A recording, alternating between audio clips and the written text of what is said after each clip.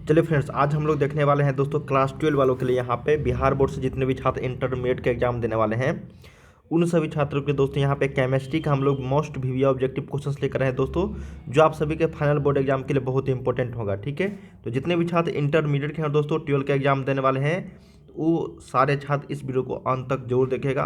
काफ़ी important questions मैंने यहाँ पे सिलेक्ट कर लाए हैं, जो आप सभी को सीधे डायरेक्ट क्वेश्चंस देखने को मिलेंगे। प्रीवियस ईयर्स का ये सारे पेपर्स है दोस्तों, 2009 से लेकर आप लोगों को 2022 तक जितने भी प्रश्न पूछे गए हैं इंपॉर्टेंट वाले, वो इस वीडियो में मैंने आप लोग को सिलेक्ट करके लाए हैं। ठीक है, और भी क्वेश्चंस का प्रैक्टिस सेट करना चाहते हैं दोस्तों, तो ये ऑफिशियल वेबसाइट है startcustody.com, गूगल पे लिखिएगा।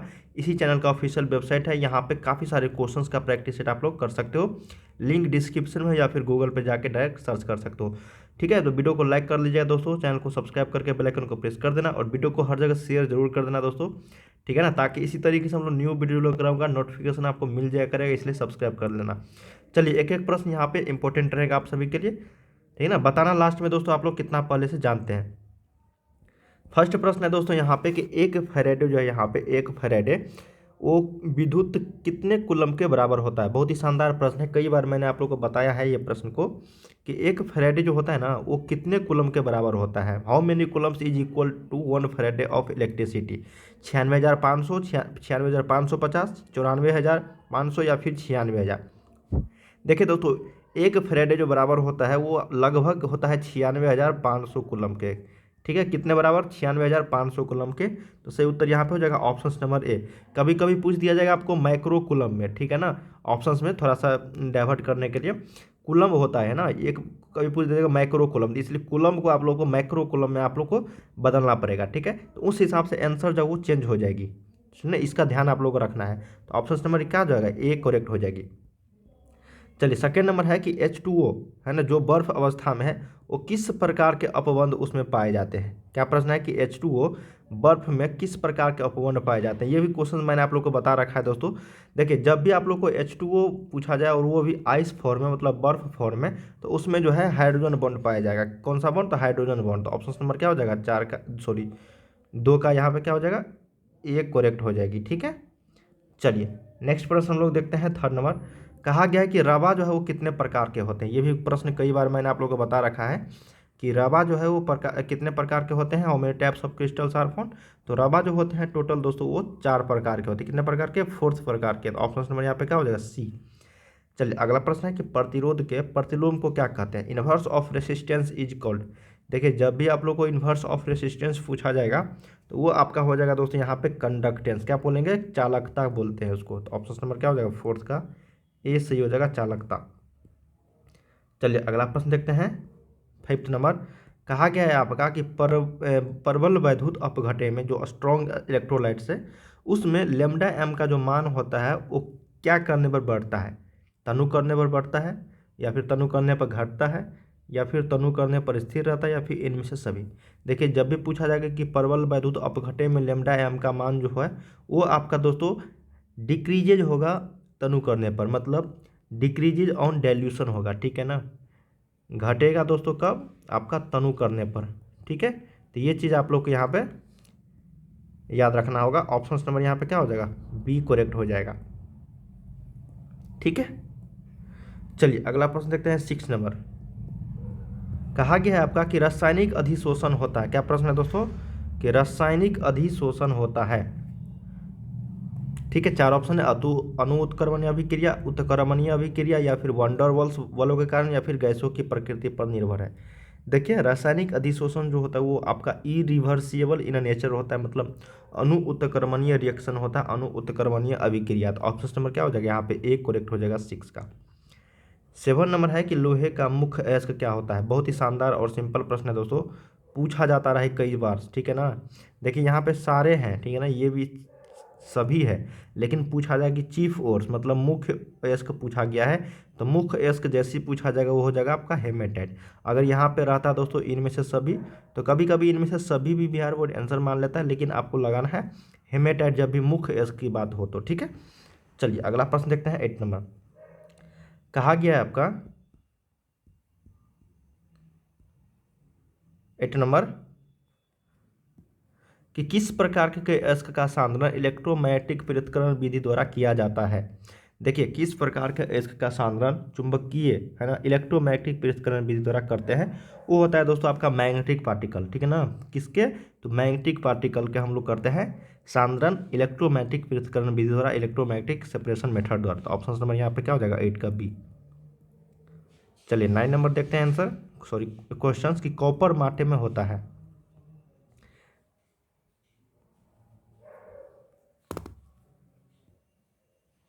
देखिए कॉपर माटे में होता है, क्या क्या होता है दोस्तों मिक्सचर्स कॉपर माटे का। तो कॉपर माटे में जो मिक्सर होता है वो आपका CuS2 प्लस होता है आपका FeS, क्या होता है CuS2 प्लस FeS। ऑप्शन नंबर बी सही हो जाएगी। चलिए 10 नंबर देखते हैं कि आवर्त सारणी के ग्रुप 15 में, ठीक है, टोटल कितने ग्रुप? 18 ग्रुप। नाइट्रोजन के अतिरिक्त कौन सा तत्व है 15वां ग्रुप में? नाइट्रोजन तो है, इसके अलावा कौन सा तत्व है ये बताना। ऑक्सीजन, फास्फोरस, कार्बन और आर्गन। ये कई बार मैंने आप लोगों को बताया है, पीरियोडिक टेबल अगर याद होगा तो वो है दोस्तों आपका फास्फोरस। क्या है? फास्फोरस है। तो सही उत्तर क्या हो जाएगा आपका? ऑप्शन नंबर बी हो जाएगा। नाइट्रोजन के अलावा कौन सा है? फास्फोरस है, ठीक है, बी करेक्ट हो जाएगी।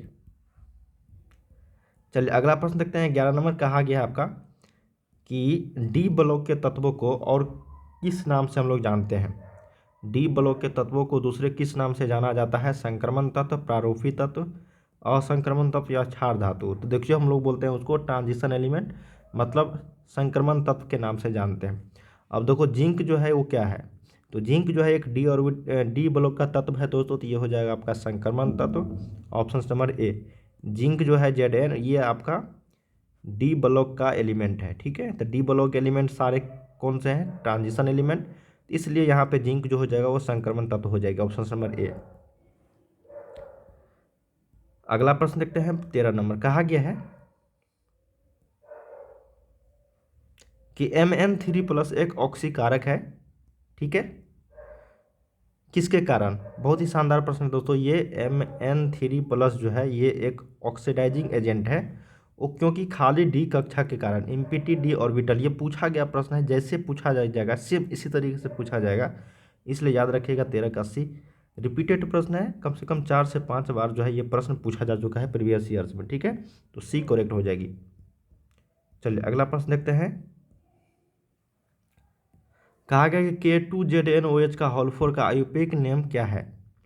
देखिए के का मतलब क्या होता है? पोटेशियम, और कहीं भी पोटेशियम है सिर्फ और सिर्फ ऑप्शन नंबर ए में है। देखिए K2ZnOH का होल4 का जो IUPAC नेम होता है वो होता है आपका पोटेशियम टेट्राहाइड्रोक्सो जिंकेट द्वितीय, ठीक है, सेकेंड। ऑप्शन नंबर यहाँ पे 14 का जो है वो ए ही सही है, ठीक है, और बाकी कहीं में पोटेशियम नहीं है। अगला प्रश्न देखते हैं। कहा गया है कि क्लोरोफॉर्म ऑक्सीजन से प्रकाश की उपस्थिति में अभिक्रिया करके क्या देता है?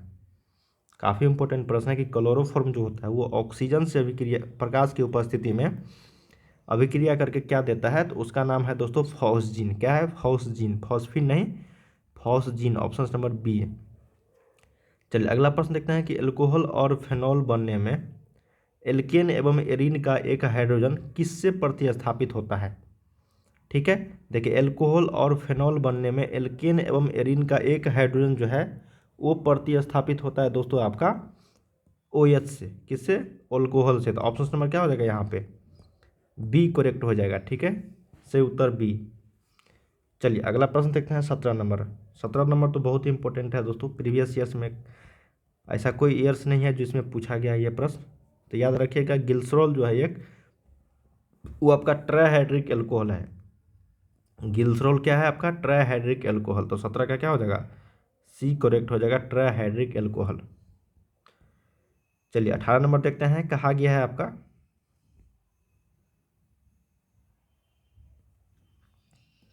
कि बेंजीन का साधारण हाइड्रोक्सी व्युत्पन्न जो है वो क्या है? देखिए बेंजीन का जो साधारण हाइड्रोक्सी व्युत्पन्न है वो है आपका फेनॉल। क्या है? फेनॉल। अगला है कि क्लोरो इथेन अमोनिया से विक्रिया करके क्या देता है? तो क्लोरो इथेन अमोनिया से जो विक्रिया करके देता है वो इथेनेमिन होता है। क्या होता है? इथेनेमिन। ऑप्शन नंबर ए पूछा गया प्रश्न था सेम। चलिए अगला प्रश्न देखते हैं कि एमाइड जो है वो LiAlH4 से अपकृत होकर क्या देता है? एमाइड जो है वो LiAlH4 से अभिकृत होकर क्या देता है ये बताना है। तो वो आपको देता है दोस्तों एल्किल एमीन। क्या देता है? Alkyl amine. तो ऑप्शन नंबर क्या हो जाएगा यहाँ पे 20 का बी। अब ये तो सिंपल है कि HCOOH का जो IUPAC नेम है, देखिए IUPAC नेम और जो इसका नेम होता है ना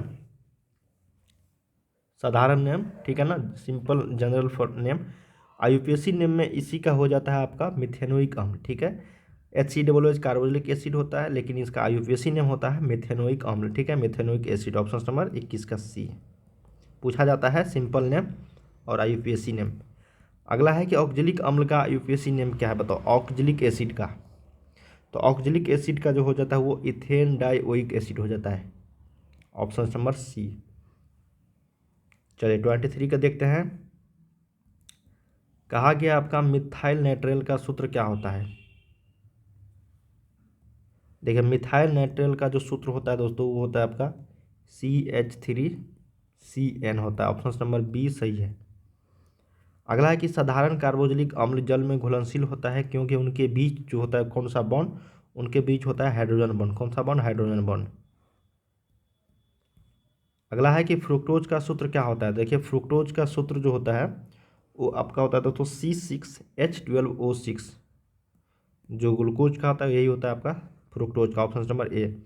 अगला है कि कार्बोहाइड्रेट जो जलांकित होकर 3 से 10 मोनोसैकेराइड बनाता है उसे हम लोग क्या कहते हैं, उसे हम लोग बोलते हैं ओलिगोसैकेराइड। क्या बोलते हैं? ओलिगोसैकेराइड। इंपॉर्टेंट प्रश्न है, कई बार देखने को मिलेंगे ये प्रश्न। चलिए अगला प्रश्न देखते हैं। 27 नंबर। कहा गया कि अमीनो अम्ल में 2 सक्रिय मूलक होते हैं, ठीक है।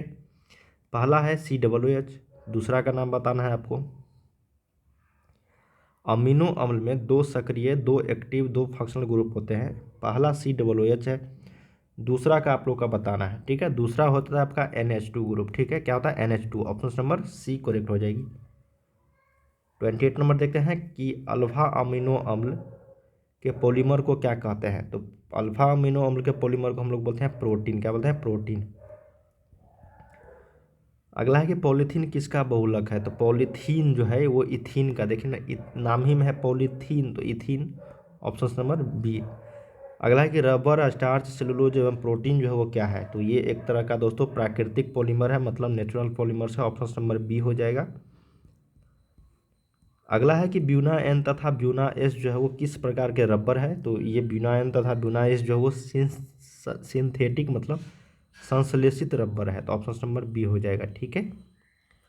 चलिए नेक्स्ट प्रश्न है कि ज्वर कम करने में प्रयुक्त दवा को क्या कहते हैं। तो ज्वर कम करने में जो प्रयुक्त दवा को बोलते हैं हम लोग दोस्तों उसका नाम है आपका एंटीपायरेटिक। क्या बोलते हैं? एंटीपायरेटिक। Option number C. अगला है कि सोलर सेल में उपयोग किए जाने वाले पदार्थ में होता है सिलिकॉन। क्या होता है दोस्तों आपका? Silicon. Option number B. Next है कि निम्नलिखित में से कौन जो है अनुसंख्य गुण धर्म का पालन नहीं करता है।